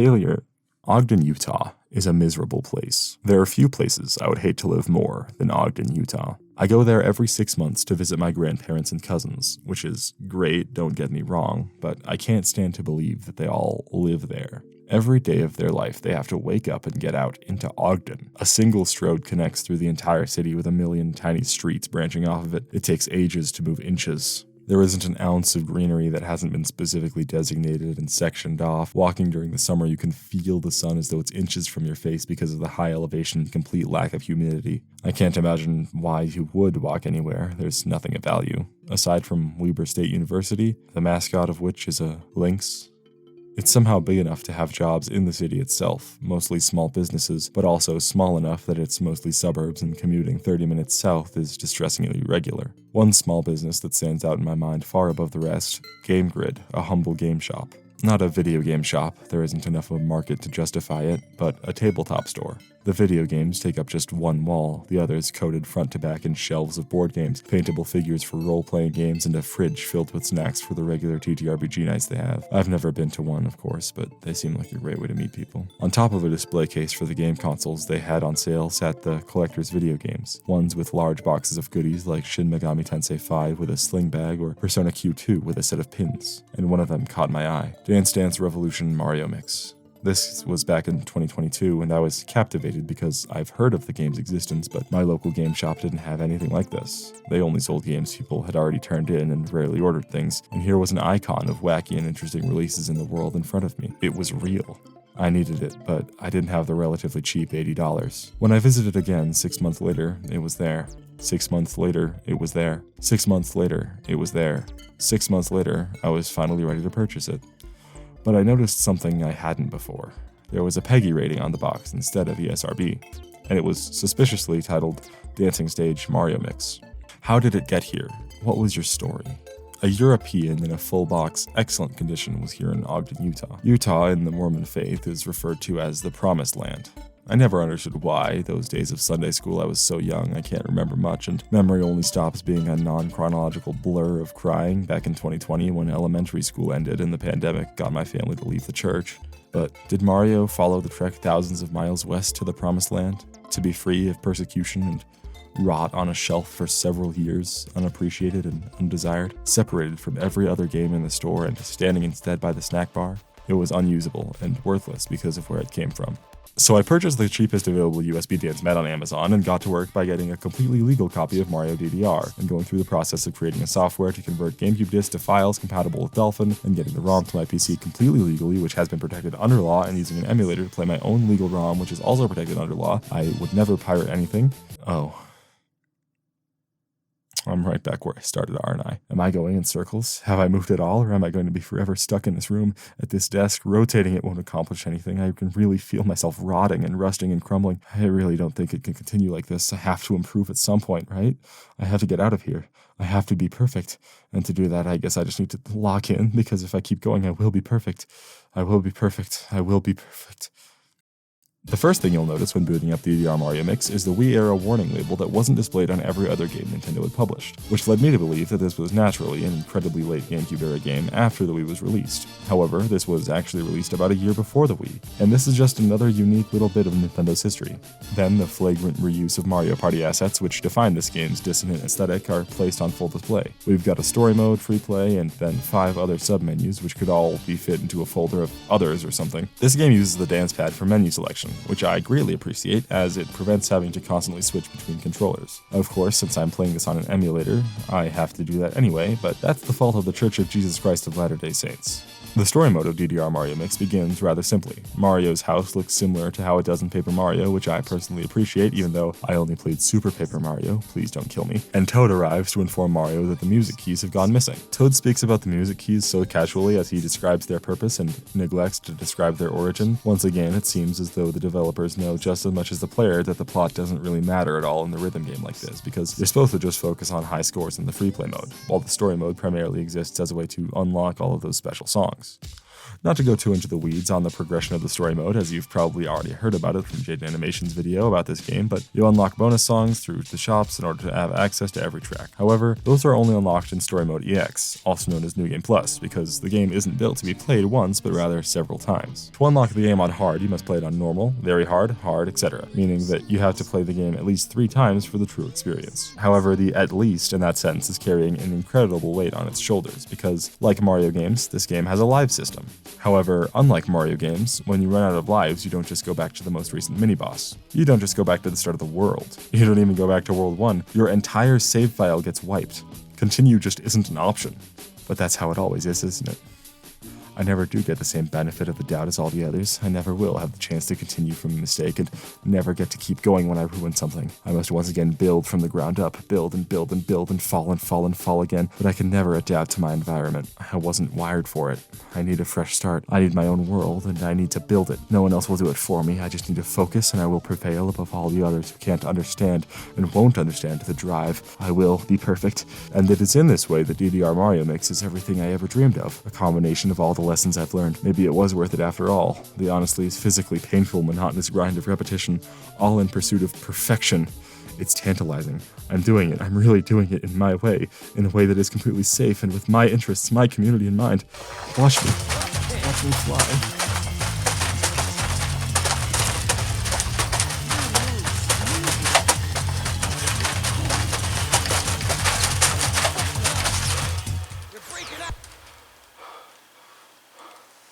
What?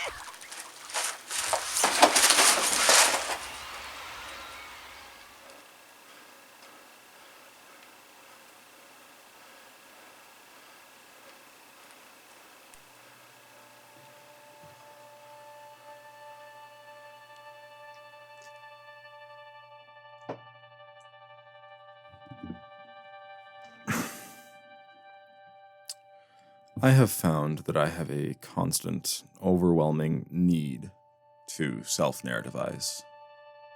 I know why I haven't cried in 5 years. It's because every time I do feel sad enough to cry, I feel like it's not a appropriately climactic moment after 5 years of anticipation. I know who I am, but I don't know what I am, and I probably never will. I thought that it was autism, but I'm not 100% sure of that. And then I thought that it was schizoid personality disorder, but it's probably not that either, even though both of them do run in the family. I know that objectively, it's like a 90% chance that it's ADHD, because all of my siblings and parents have it. But I try to convince myself that it's not, because I don't want to have it. Because I need to be unique. Not just another white guy with ADHD, burnt out, gifted kid, shell of a human being. I don't want that to be what I am, because then I would resemble the same shape as you. And I just won't stand for it. I'm not burnt out. The fire inside me burns brighter and hotter than all the other hot messes I surround myself with. Not that I have any choice in the matter of who I surround myself with. There's not a world in which I stop being the guy who carries every group project and then collapses at home complaining about how hard it is to be perfect. There I go lying again. I'm doing just terribly in school, and the only thing I can think of to fix it is drugs. I need to change myself. My brain structure just isn't good enough. My physical form is already collapsing. The only thing I have going for me is my age, but the only comment I ever get about that is how I look so much older than I am. What am I? I know that I will be perfect, but that doesn't matter. That isn't going to give me a place where I myself can be myself, a place where I can drop the mask. I can't drop the mask around anyone. My friends, my family, my partner, my teachers, my acquaintances. Stop. What? You're really doing this again? No, but it'll work this time. No, it won't. Please stick to what you know and write another 4,000 words about Fortnite. Can you do that for me? Why don't you just do the things that will make you happy instead of chasing this underdeveloped, immature, and plainly offensive idea? Oh, but of course not. You just have to be unique. I'm not even asking you to be normal. You'll do that just fine. You're 17.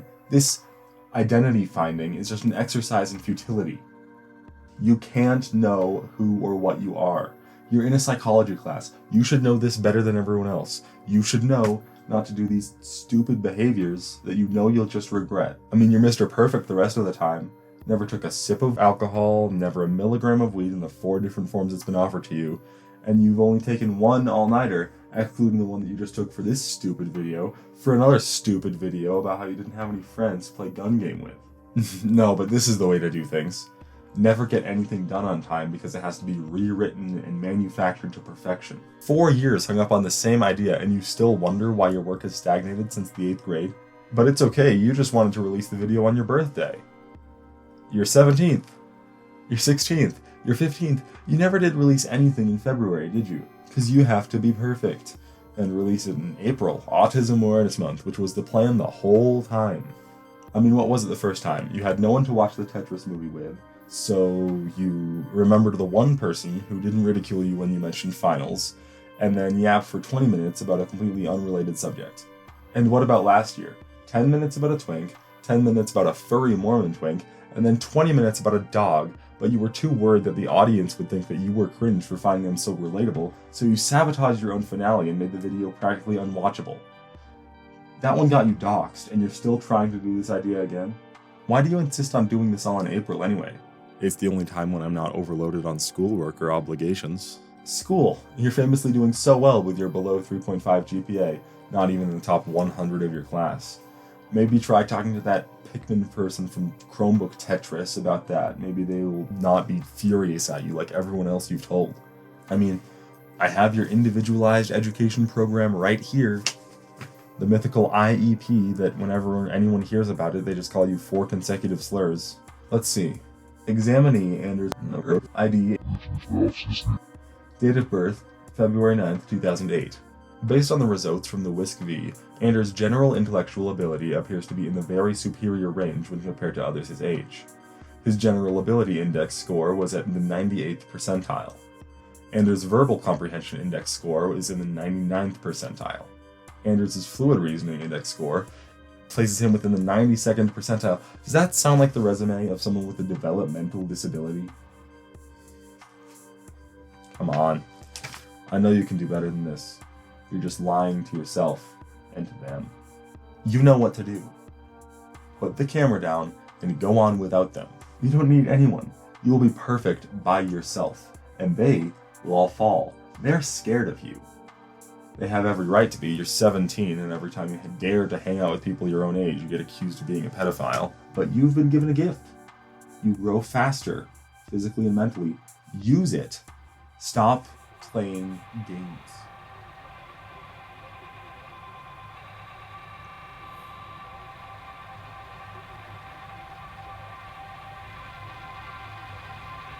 He's right, though.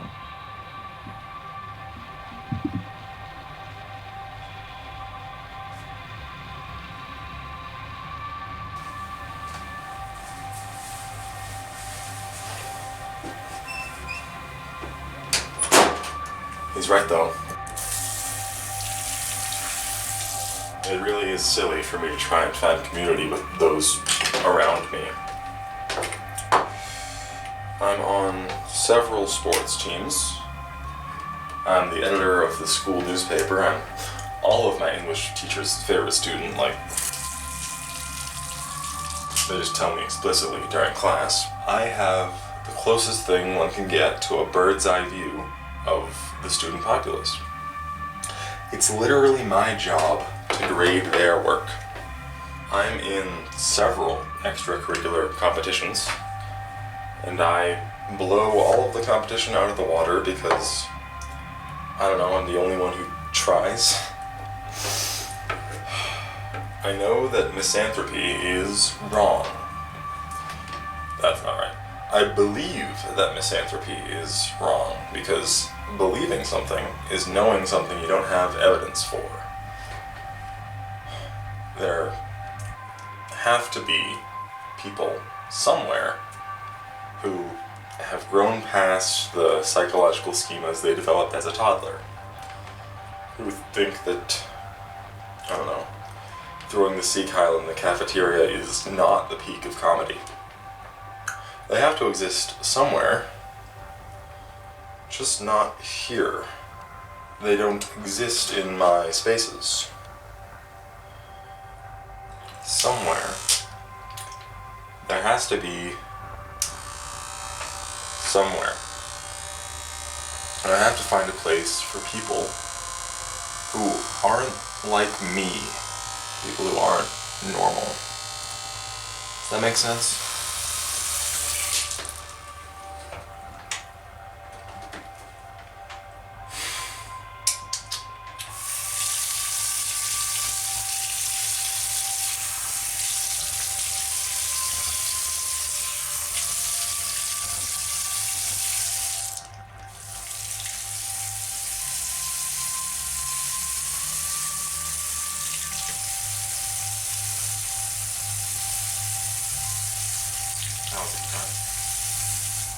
And I look worse. I look much more sickly and generally unwell. This walk is about an hour if you're willing to walk on roads, but I'm not, so this will take about 2.5 hours or 6.7 miles. Why am I doing this? My arm's probably gonna get really tired from holding this camera. This is a mistake. This is what this is. I probably look like a clown in my cat ears. All the cars passing by. I'm not on the trail yet. I'm still on the road to the trail. Anytime I start to regret my choices,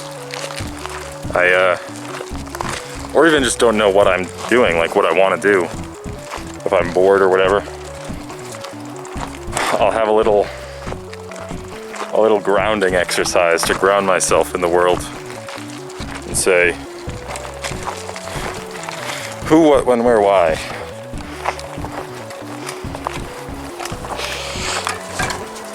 Who am I? I am Anders. I'm 17 years old. I'm persistent.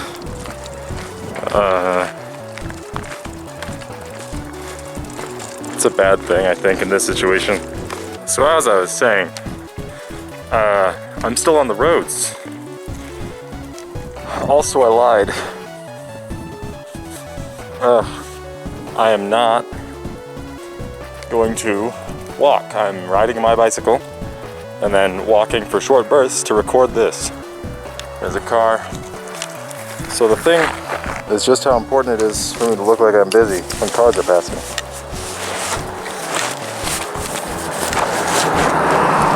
Because otherwise I'm just a freak wearing a cavity. Anyways, that guy gave me the meanest glare. So I did walk this 7-mile trail the other day, and I think I earned biking it this time. You know, it's about 4 times faster on a bike, although it's probably going to end up about the same amount of time with these walking bursts. Here we are at the split between West Zia and Zia Road. West Zia is a terrible, terrible suburban neighborhood. There's no sidewalks, so the only people who live there are grumpy old people. The thing which really hurts me about this, in this situation, is that it's a Wednesday. It's like 11 a.m. on a Wednesday. I didn't think there would be any traffic, so there wouldn't be people seeing my ridiculous outfit. Oh well.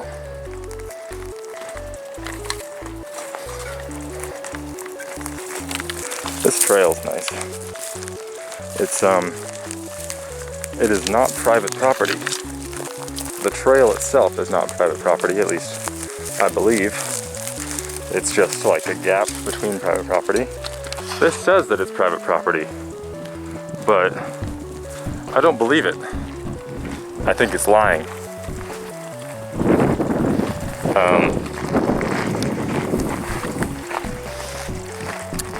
It's really boring. I had a script, but I don't feel like digging it out of my bag to retrieve it and read it. So what's even the point? The interesting thing about West Zia and Zia is that it takes like 5 minutes driving all the way around to get from Zia to West Zia and vice versa. Whereas you can just walk on this little dirt path. And no one knows, why did we name them this way? We have made it to the Zia Trail. Wow. Yeah. So, the Zia Trail is a very long walking path. Not necessarily walking, just no motor vehicles. That's pretty much it. This is what it looks like. Much better for walking than biking, but I enjoy biking more. My human legs are really slow. I don't like them. I go from my suburban neighborhood across one road to another suburban neighborhood, West Zia, and then cross over into Zia, and then go from Zia Road to Zia Trail from the sidewalk. That is the path which we are currently taking. Wow! Wow! Isn't it wonderful? What am I doing? I'm filming a YouTube video. It is March 26th, 2025. I'm on the walking trail. Who, what, when, where, why?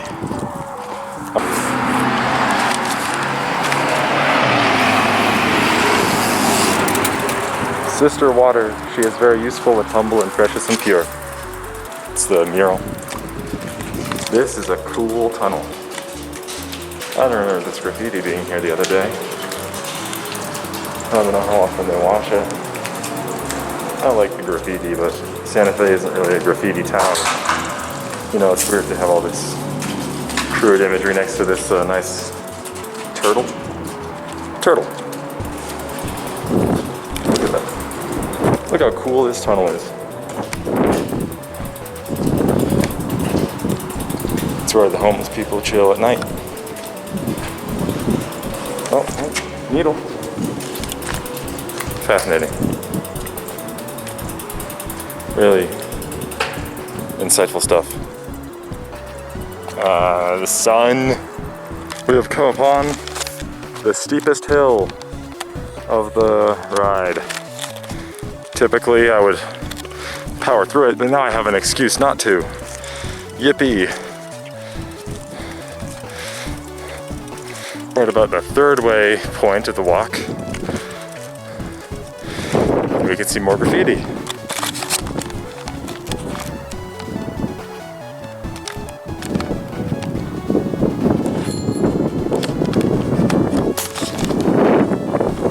It's a hard pedal up. Yeah.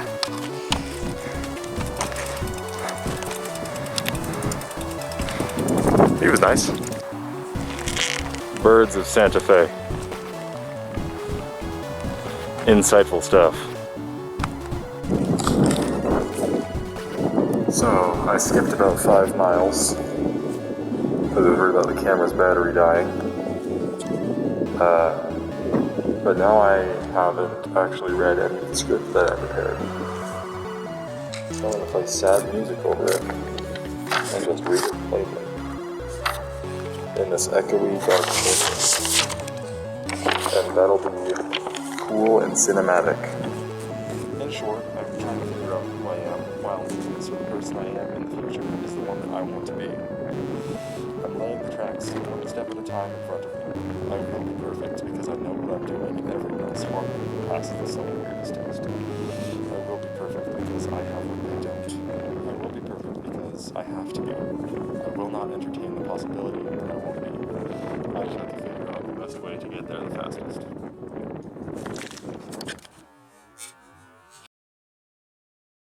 Salt Lake City, Utah is a beautiful place. I'm not one to glaze the Mormon church. By all accounts, it is a cult started by a racist, misogynistic pedophile who lied about an angel telling him where to find the sequel to the Bible in the middle of the woods, translated it by looking at a rock and a hat that he held over his face, and then proceeded to claim that because God himself had communicated with him through this rock, that he was the chosen prophet. And as a prophet, he just had to have 40 wives, the youngest of which was 14 years old. Polygamy was of course illegal in the United States, and he and his followers who believed his outlandish tales were persecuted relentlessly for their non-standard sexuality. So they ran, on a great trek from the East Coast to the promised land free of persecution where New Jerusalem would be built. I don't know anything about Judaism, but people have called Utah America's Israel because it tried to be an independent state, a promised land of religious and spiritual importance on our mortal plane where the world would be clean. And they also have committed many atrocities in the name of their religion. The new nation of Deseret. It's worth pointing out that Utah was practically uninhabitable. There were Native Americans, but they had survived sustainably on the land for thousands of years. And the fact that the Mormons were able to survive in Utah as pioneers is a true testament to their spirit and perseverance, even if it was misdirected to someone who cared only about personal gain. The new nation of Deseret was built. Obviously, the US wasn't going to cede its land to have a chunk of a different country inside of it, but to become respectable as a religion and become a promised land, the Mormon Church worked hard. They renounced polygamy and built their own state from the ground up. Salt Lake City is this massive monument to human ingenuity, the indomitable human spirit, and community.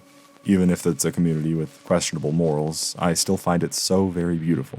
The main temple, which the entire city is centered around, took 40 years to build, and has been closed for the last 6 for even more construction. I saw it once at my uncle's wedding, where he remarried the woman he had already divorced, I think. I was 6, it might not have even been the Salt Lake Temple, but what it was for certain was breathtaking. Here I am in Santa Fe. There's a strict legal limit on what buildings are allowed to be built and how they're allowed to look. There cannot legally be more than 2 stories in any building, and there cannot legally be a building which isn't one of 4 shades of slightly different beige. So this pure white building, roof spikes that seem to pierce the heavens, and the glorious color of the lights. Like I said, I don't support the Mormon Church, but Salt Lake City has stuck with me for decades as a place of life. Not of decay, but rather of support from every angle, and understanding the people around you because you don't live miles away from the nearest neighborhood. Maybe it's just that it's the only city I've spent time in that isn't a glorified suburb. In January of 2024, I went to Salt Lake City for my uncle's marriage. A different uncle. And after the after party, or whatever, I was going to head to sleep at a grandparents' house in Ogden, but there was the worst snowstorm I had ever witnessed rolling through. It had been lasting for days. When we had drove up there a couple days ago, it was so bad that we saw like 4 semis either crashed or trying to be towed. There was a terrible crash on the on-ramp and we couldn't get to the interstate. I stand by what I said in my now unlisted video. In a perfect world, everything would look like Sonic Generations, but God has made many mistakes, hasn't he? Snow is beautiful, and as concerned as my family and I were about getting home, I was temporarily ecstatic because the world for now was literally coated with beauty. Unable to get somewhere to sleep, we decided to just wait a couple hours and hope that the situation would sort itself out over on the freeway while we explored the back streets, and ended up at a shopping mall. We were the only car on this end of the parking lot. It was perfectly and serenely quiet, the crunching of snow beneath our feet being the only thing we could hear. We went to a game shop, and only once we were inside for a few minutes we realized it was a tabletop RPG shop and not a video game store, but I thought about how it was possible for this business to survive. There are people invested in TTRPGs enough that a store selling nothing but dice and minifigures can survive inside of the mall. There were 2 employees there. No customers in the entire mall except us and maybe one other family. We arrived after the snow, and any customer got out as soon as possible when they were hit with the winter storm warning. The employees didn't clock out because they were comfortable being there, among friends. We kept exploring. I got this training butterfly knife, and it remains the greatest fidget toy, or it would be if it wasn't so loud that I can't use it anywhere except my room. And then we found what I've wanted to return to. A bowling alley. There were no employees, but there was a staircase which led downstairs to a whole arcade. Still no employees, but lights were shining, and machines were running, and music was musicking. I looked around, and in every direction there was more video games I'd never seen before, but I desperately needed to experience. There wasn't only trashy licensed light gun games, and there wasn't only glorified gambling games. There wasn't a terrible earnings ticket booth with ludicrously expensive prizes and superfluous card systems on each machine. There was just the joy of a place for video games to thrive in their massive machines. Testaments to human ingenuity. We don't just bang on a pot with animal skin over it anymore. There was a whole world of video games I had never had the chance to even witness. There were so many Japanese games that I could hardly even understand, so many racing games with entire simulated vehicles, and the rhythm games. There were so many high scores on each of their attract screens, and I knew that there were so many people here. There was food and drink and everything. There weren't any employees and I didn't have any quarters, so all I could do was just dream of how this place looked when the world was alive. But I could feel the energy and residue of life, even in its absence. And then there it was, a 20th anniversary Dance Dance Revolution machine, completely golden. It called to me, but my family really wanted to go home, and I didn't have any quarters, and for as long as I delayed, they still managed to pull me out of there and get back into the car to go to Ogden. I still dream of that arcade. I'm not going there today.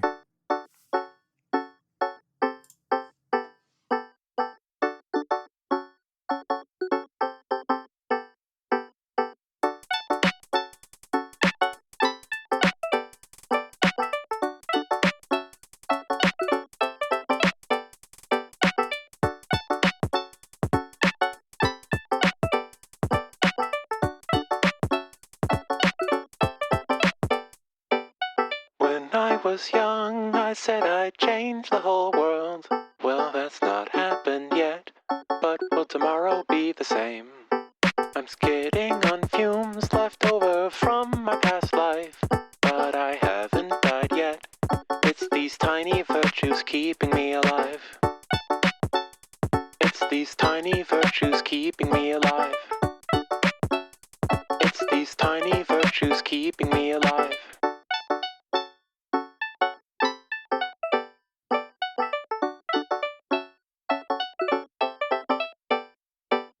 When I was young, I told my mother I'm done with learning anything practical or secure with time.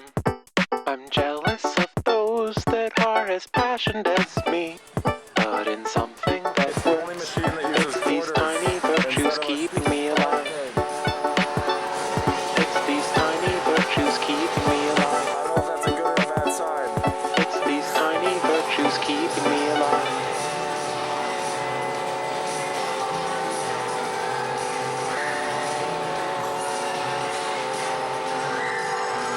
When I'm all done with this material life, I'll travel the world, seeing all that I've done. I'm skidding on fumes left over from my past life, but I haven't died yet. It's these tiny virtues keeping me alive. It's these tiny virtues keeping me alive. It's these tiny virtues keeping me alive. It's these tiny virtues keeping me alive. It's these tiny virtues keeping me alive.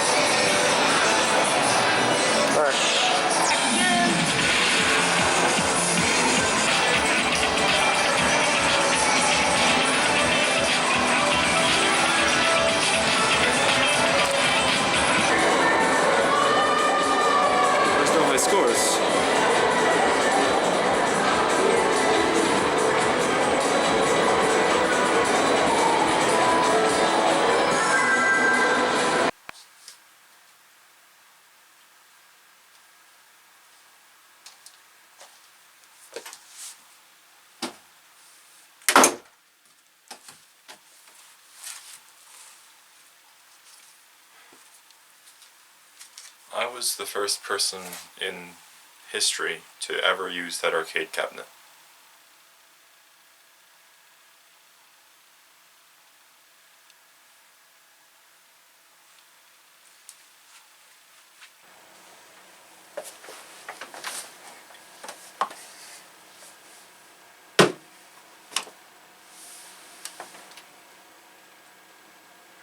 Maybe I should just download Guilty Gear.